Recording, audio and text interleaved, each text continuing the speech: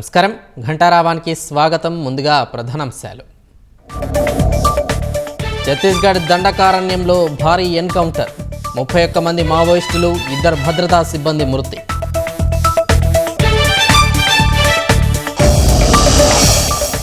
Guntur mayor సీటుపై కన్నేసిన కూటమి, మనోహర్ నాయుడుపై అవిశ్వాసానికి సిద్ధమైన నేతలు.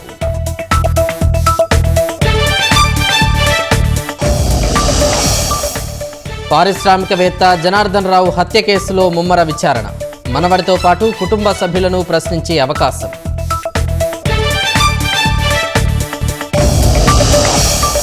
జమ్మూ కాశ్మీర్లో నియంత్రణ రేఖ వెంబడి భద్రతా కట్టుదిట్టం, పాకిస్తాన్ నుంచి దుండగుల కాల్పులతో సైన్యం అప్రమత్తం.